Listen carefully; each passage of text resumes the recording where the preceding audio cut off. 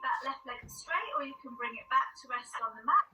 Hello, whoever's just joined us. We've not long started. Okay, and we're going to come into our one leg circle now. So you've got to come my internet's dropping in and out. Okay, stay as you can. So we're coming with our one leg circle here. So imagine you've got a cup of tea or a glass of champagne resting on your waist, and even put your hand on your waist to really feel for that stability as you draw a circle with the whole of your leg. Pause, let's change direction with those circles. That leg should be feeling quite heavy. The circles don't need to be big.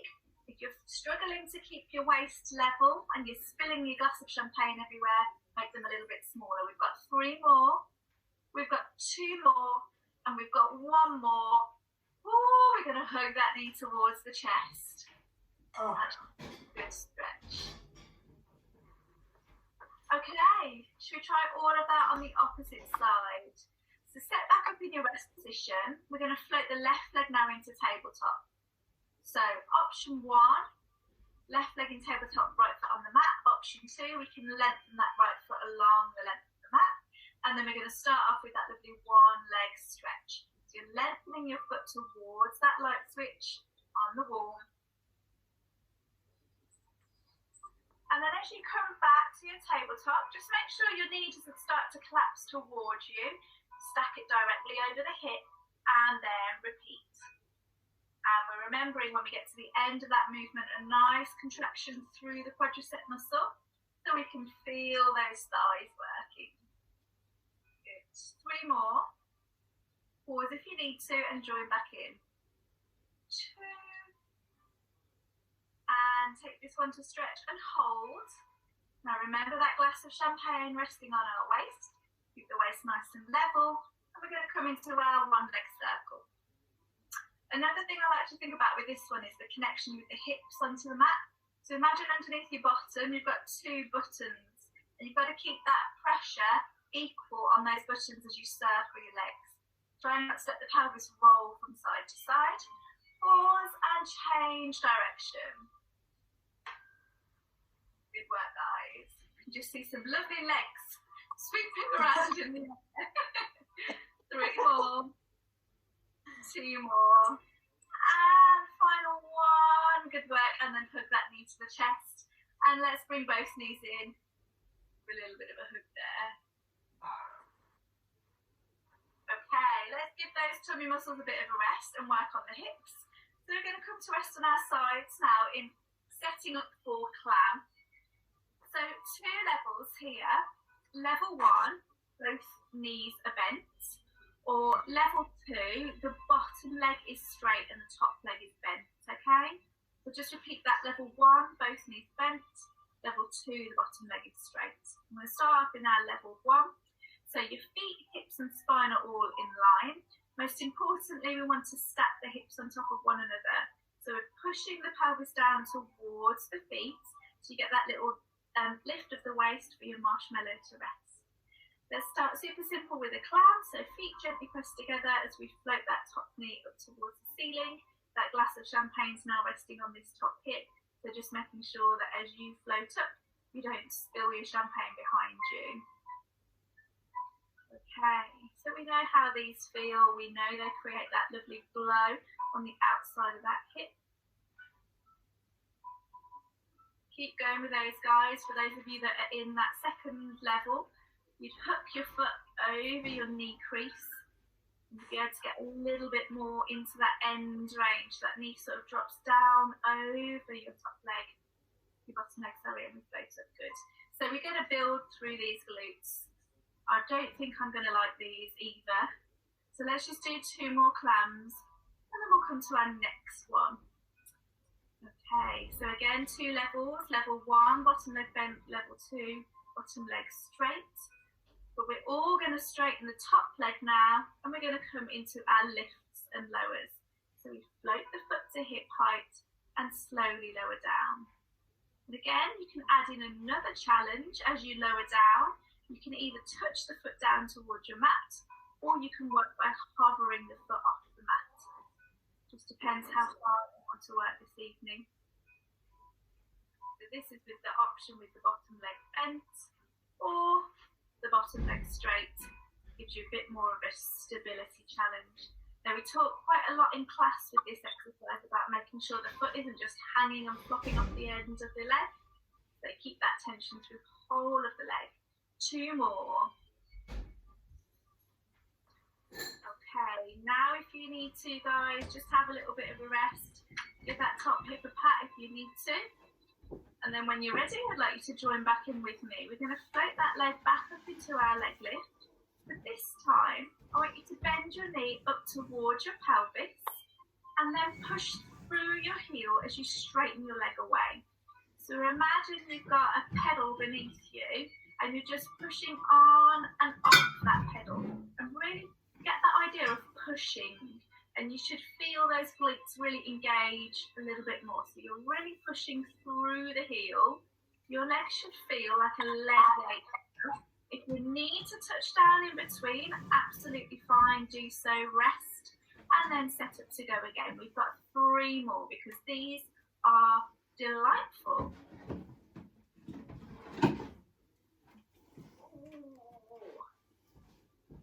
Okay, if you need to, tap out now, and enjoy this last little challenge. For those of you that wish, we're going to float that foot back to hip height. And then we're just going to do a little twisting of the leg. So imagine just trying to turn your foot in a lock. So your toes are coming up and down, But you've still got that glass of champagne resting on your top hip.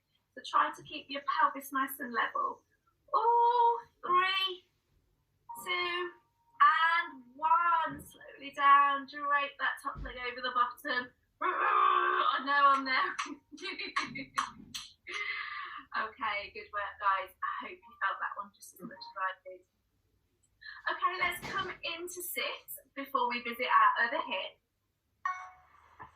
With the knees bent, feet in front of you, and I just want you to kind of hug around your knees and drape over bent legs. And now's an opportunity just to focus back into your breathing. And we're going to use that breath just to start to stretch through the back line of the body. So as you breathe out, I just want you to straighten your knees a little bit more. And then pause as you breathe in. And then again, as you breathe out, straighten your knees a little bit more.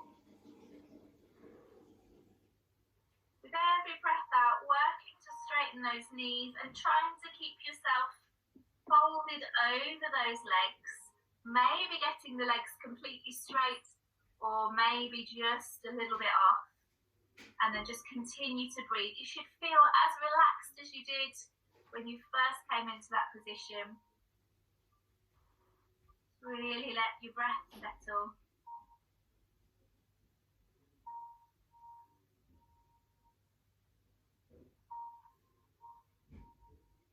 And then we're going to reverse that by breathing in and drawing the heels towards your bottom. Breathing out and pausing. So just do that in a few steps. So hug the knees towards you. And then just bring yourself to sit back up again. So hopefully that's restored a little bit of calm. Not for long, because we've got another hip to visit. So opposite end of your mat, let's set back up those clams. Okay, so knees are bent, feet, hips and spine all in line. Level 1, bottom leg bent. Level 2, bottom leg straight. Okay. Most importantly, lengthen through the waist. Create that little lift. And then when you're ready, place your glass of champagne on your top hip and begin to float through as we float the leg up and come back down again. If you wish to, you can work deep tummy muscles, you can work the pelvic floor, or you can just focus on creating that stability as the knee lifts up. We've got enough to think about. We know those glutes are only going to get hotter. Okay, so we can stay here. We'll just demonstrate to you that second level. We've got 4 more.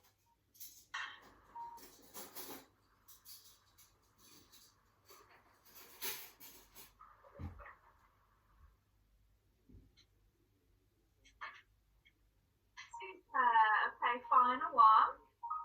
Pause if you need to. And then when you're ready, we're all going to lengthen that top leg and we're going to come into those leg lifts. So floating the leg up to hip height and lowering down again. Keeping that length through the body, I like to imagine a magnet attached to the bottom of my foot. And that magnet is pulling me to the wall on that end. So if I switch that magnet off, let's say, I collapse into that top hip and lose that space here and squash down into my waist. As soon as I turn that magnet off, get that draw towards the wall, and then that lengthens all the way through my waist. Okay, I'll stop talking. Let's do 2 more. If you need to, we can pause here. And then when you're ready, we're going to come to that lovely pushing movement. So the knee floats up to hip height, and then we push through the pedal, drive through the heel. So we sometimes talk about a coffee table when we're doing any gliding movement. So imagine your legs sweeping along the length of a coffee table, aiming to keep that plane of movement level throughout. If you have got your hand resting on the mat, that's fine, but nice light pressure. Again, touch down if you need to. Things are feeling a little tough. If not, we've got 4 more. We've got 3 more. 2. And if you need to, after this next one, just pause. Or you can float your leg to hip height. And then join in with me with that lovely twisting movement. So toes down, toes up, toes down, toes up. What a small movement, but what a lot you can feel at your hip. So we can cheat really easily and just let the body sort of roll forwards and backwards, or we can get the most out of those glutes and really isolate those hip muscles. Glass of champagne. And we're here for 3, 2, and 1. Oh, slowly down. Drag that top leg over and give that hip a pat. Okay, so we're going to finish back on our backs and we're going to work into a bridge sequence now. And just kind of combine what we did with our abdominal sequence. So lying flat on your mat, knee bent, feet hip distance apart. Now remembering with our bridge, we're working on moving the spine at each level. So imagine your spine is stuck to the mat on a piece of Velcro. And you're going to start with your tailbone peeling away. So gently press the small of your spine into the mat, peeling through the Velcro as your pelvis lifts, your hip lifts, and your rib cage lifts. So that the knees, hips, and shoulders are in a nice diagonal line. Now when we come up into this position, we tend to take quite a lot of weight on our shoulders. So just think about pushing your body weight down towards your feet and your neck a bit lighter. And we're going to smooth the spine back down onto the mat along that piece of Velcro, so every bone in the spine has a chance to move on its own. And then when you're ready, let's just go again. So smoothing through, we're really energizing the back line of the body now, the hamstrings, the glutes, the erector spinae, the muscles along the spine. And then smoothing down. And we can also challenge the control around the pelvis by visualizing a spirit level resting across the top of the pelvis. So when you get to the top of your bridge, just glance down at your pelvis and just make sure the bones of your hips are level. If one tips down to the side, just kind of switch that glute on a little bit more and see if you can level things out. Smooth down, down, down. Okay.